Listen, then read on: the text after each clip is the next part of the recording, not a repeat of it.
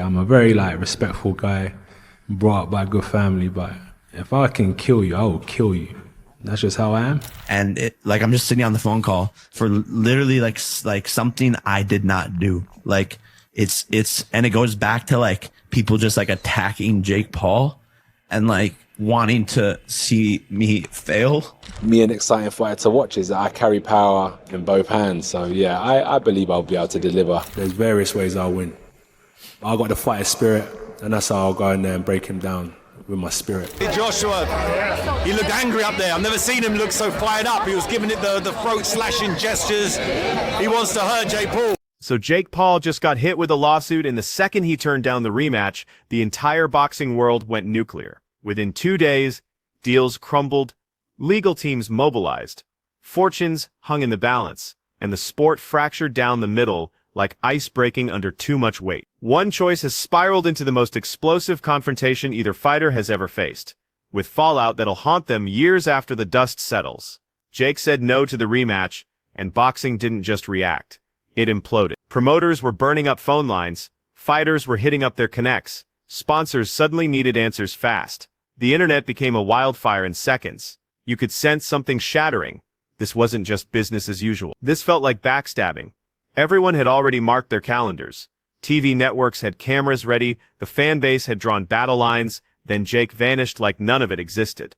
That instant didn't just kill a fight, it sparked the chaos that came next. Former two-time world champion, AJ Anthony. Since winning a boxing match falls way down on the list of priorities, just surviving becomes the most important thing, causing fear, often panic, to take over, doing whatever they can to just survive. This wasn't just any ordinary deal, either. We're talking about that rumored $85 million rematch package. Riyadh was locked and loaded as the venue. Worldwide coverage was set in stone. Major broadcasters were already hammering out details, the publicity engine was already roaring. Everything was ready to go except for one tiny detail, Jake's name on paper. That's all. One signature. But instead of signing, Jake disappeared completely. No announcement, no content, no social media, absolute radio silence. And that quiet moment caused more destruction than any trash talk ever could. When someone walks away from $85 million without a word, nobody calls that smart business. They call it running scared. That's when the energy shifted from anticipation to pure fury. Let's say hello to the two-time former unified heavyweight champion of the world, the 2012 Olympic gold medalist, the pride of Watford, the pride of the United Kingdom. Make some noise for the one and only Anthony Joshua! Anthony Joshua's team went ballistic. Not gradually. Immediately. Devices were buzzing, emergency sessions were scheduled. Tempers were flaring. This went way beyond cash. This was about dignity, investment, and reputation. AJ had already poured months into this buildup. He had already transformed his public persona for this fight. He had already risked entering Jake Paul's circus. Then that circus locked him out. Within hours, AJ's lawyers were mobilized. Paperwork was examined, communications were analyzed, commitments were cross-referenced, then the legal bomb dropped. Rough tactics gotta stop, okay? The fans didn't pay to see this crap, okay? Amen! The fans did not pay to see this crap! Psychologically, Jake likely did that in fear and panic. Doing that allowed him to catch his breath. That lawsuit didn't pull any punches. It hit Jake Paul with contract manipulation charges, deliberate career sabotage, and deceptive business practices. These aren't casual accusations people make lightly.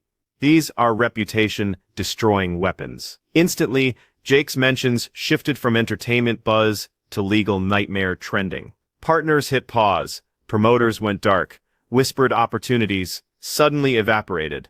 Boxing power players started dodging questions publicly while freaking out behind closed doors. When legal warfare like this erupts, it doesn't stay contained between two fighters.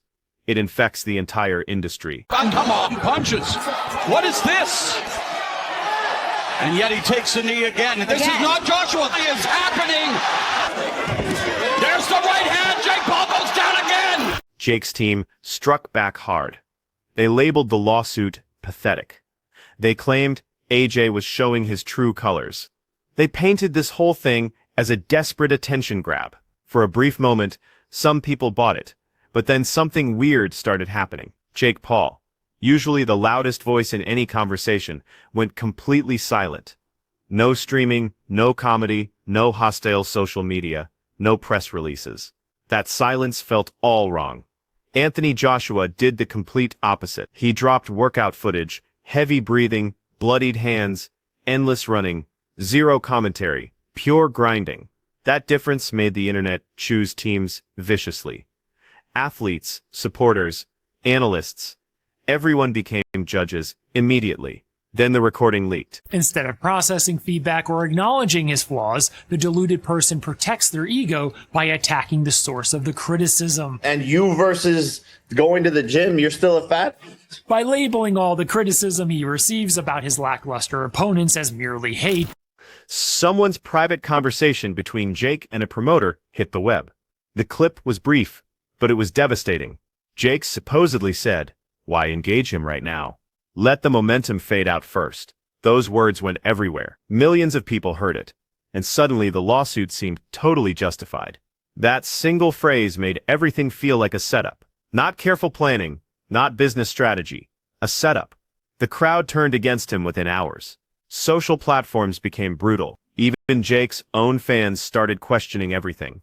People don't realize I'm a real killer. I really do this. YouTube this, YouTube that, Disney that. This is not a joke. I'm knocking out the best of the best, beating all of. Anthony Joshua kept quiet while the flames spread higher. Then he dropped one line. "You can't build a legacy on cowardice and call it strength." That wasn't competition banter. That was a verdict. And it hit deeper than any physical blow. The web went insane. That statement was everywhere. Fighters shared it. Supporters made it legendary. And Jake felt the heat multiply. Come on, punches. What is this? After that moment, the battle wasn't about rescheduling anymore. It was about who was retreating and who was advancing. Jake vanished from public view. No online presence, no media appearances, just attorneys and private meetings. Meanwhile, AJ continued grinding like someone preparing for something inevitable. The sport itself began suffering damage. Projects stalled, agreements froze, partnerships shattered, all because one person wouldn't sign one document. This transcended boxing. Now it's about power, pride, and who survives. Jake built his kingdom on publicity, and now that kingdom faces legal destruction. AJ constructed his legend on winning, and he won't let some content creator write the ending either. Man is about to sacrifice more than money. Either man is about to sacrifice their place in this thirst, and everybody knows it. And yet he takes a knee again. This is not Joshua. It is happening. There's the right hand. Jake Paul goes down again. That line wasn't competition talk. That wasn't promotional hype. That was the type of statement that feels like someone cracked open your soul and spoke a truth everyone had been thinking quietly. It struck harder than any blow AJ has ever landed. Fighters amplified it, supporters made it their battle cry, comment wars erupted, even people completely clueless about the legal drama suddenly picked sides. That statement didn't just trend, it rewrote everything. From that point forward, this transformed from business disputes into character assassination. The damage was permanent, and while that statement echoed across the planet, Jake Paul disappeared completely. Not reduced activity, not named low-key, completely vanished. Cleveland, Ohio as well. He's El Gallo. He's the one and only, the problem child, Jake Paul. Zero social posts, no video content, no streaming, no interview clips. The person who created an empire on constant noise suddenly became a ghost. The content machine powered down and became a legal fortress. Attorneys replaced cameramen. Lawsuits replaced viral videos. It was like watching a tornado go dead quiet while destruction kept spreading everywhere else. Step back with that right leg. He's cornered again by Joshua. Down, Paul goes.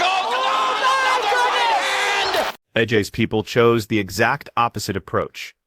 They stayed mostly quiet too, but they broadcast everything else. Training content appeared, sweat streaming, ribs aching, punching bags, crying, midnight roadwork, in darkness. No soundtrack, no motivational text, just pure effort. The difference was devastating. One person hiding behind lawyers, the other sharpening his weapons publicly. and everyone took notice. That's when the conflict escaped the boxing ring completely. Steps into it with every ounce of his body. Perfect right hand. So the fact that Jake Paul wants to fight that guy, hey, I'll watch. I'm going to watch. And if you want to show you're legit by taking on one of the scariest fucking heavyweights alive. Events got postponed. Deal makers stopped negotiating. Financial backers got nervous. Connections that required years to establish broke apart in hours. Athletes completely unrelated to this drama suddenly watched their own opportunities freeze because nobody understood how this disaster would resolve. The entire sport became innocent casualties. This stopped being Jake versus AJ and became about controlling the industry's direction.